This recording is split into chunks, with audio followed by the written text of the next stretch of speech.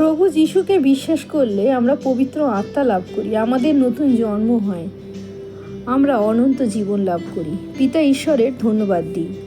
পবিত্র বাইবেল ইফিসীয়দের প্রতি সাধু পৌলের পত্রে 3 অধ্যায় 20 এবং 21 পদে সাধু পল বলেন, পরন্তু যে শক্তি আমাদিগতে কার্য সাধন করে, সেই শক্তি অনুসারে যিনি আমাদের সমস্ত যাচনার ও চিন্তার নিতান্ত অতিরিক্ত কর্ম করিতে পারেন, মণ্ডলীতে এবং খ্রিস্ট যিশুতে যুগপর্যায়ে যুগে যুগে সমস্ত পুরুষানুক্রমে তাহারই মহিমা হোক।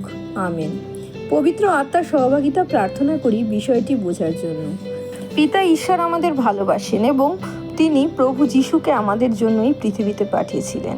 প্রভু যিশুর পবিত্র রক্তে আমরা সকলে পাপ মুক্ত হই, তাকে বিশ্বাস করলে পাপ থেকে পরিত্রাণ পায় এবং সর্বোপরি যে আত্মা প্রভু যিশুর মধ্যে ছিল এই পৃথিবীতে চলার সময়, সেই আত্মা আমরা লাভ করি, তা হলো পবিত্র আত্মা। এই বাক্যে পৌল বলছে যে পবিত্র আত্মার শক্তি এতটাই অপরিসীম যে সে তা যাচনা এবং আমাদের চিন্তার অতিরিক্ত কর্ম করিতে পারে, কারণ পবিত্র আত্মা ঈশ্বরের আত্মা, স্বয়ং ঈশ্বর। পিতা ঈশ্বর মনুষ্য রূপে এই পৃথিবীতে এসেছিলেন। তিনি হলেন প্রভু যিশু, ঈশ্বরের পুত্র। তার কিছু লিমিটেশন ছিল, তিনি সর্বস্থানে একই সময় যেতে পারতেন না, কিন্তু তিনি বলে গিয়েছিলেন তিনি চলে গেলে তারই মতো আরেকজন সহায়ক আমাদের কাছে আসবে। তাই যখন পিতা ঈশ্বরের প্রিয় পুত্র প্রভু যিশুকে আমাদের ত্রাণকর্তা রূপে আমরা বিশ্বাস করি, তখন তিনি আমাদের সেই আত্মা পাঠান, যে পবিত্র আত্মা যা আমাদের অন্তরে আছে।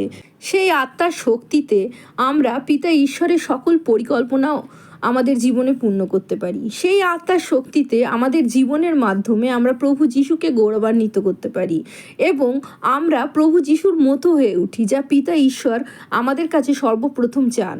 সেই আত্মার শক্তিতে আমরা পাপাত্মার সকল প্রলোভন, সকল প্ররোচনার ওপরে উঠতে পারি এবং জয়যুক্ত হতে পারি প্রভু যিশুর নামে। সেই আত্মার শক্তিতে আমরা আমাদের জীবনের সকল পাপ অভ্যাস থেকে আমাদের মাংসের সকল অনৈতিক চাহিদাকে পরাজিত করতে পারি এবং পিতা ঈশ্বর আমাদের যেরকম চান চারিত্রিকভাবেও আমরা সেই রকম প্রভু যিশুর মতো হয়ে ওঠার শক্তি পাই। আর সেই আত্মার শক্তির মাধ্যমেই আমাদের যে যাচনা, আমাদের চিন্তা যা সীমিত, তার থেকেও অনেক বড় ঘটনা আমাদের জীবনে ঘটে, যা আমাদের যাচনার এবং চিন্তার অতিরিক্ত। সাধু পল বলেন, সেই শক্তি অনুসারে যিনি আমাদের সমস্ত যাচনার এবং চিন্তার নিতান্ত অতিরিক্ত কর্ম করিতে পারেন।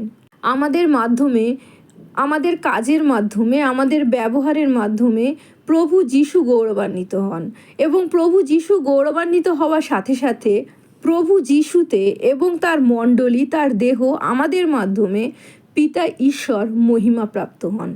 পিতা ঈশ্বর তার সৃষ্টিকে ফিরে পান, তার শ্রেষ্ঠ সৃষ্টি মনুষ্য জাতিকে নিজের কাছে ফিরে পান শুধুমাত্র প্রভু যিশুর জন্য, যখন আমরা প্রভু যিশুকে পরিত্রাতা রূপে বিশ্বাস করি।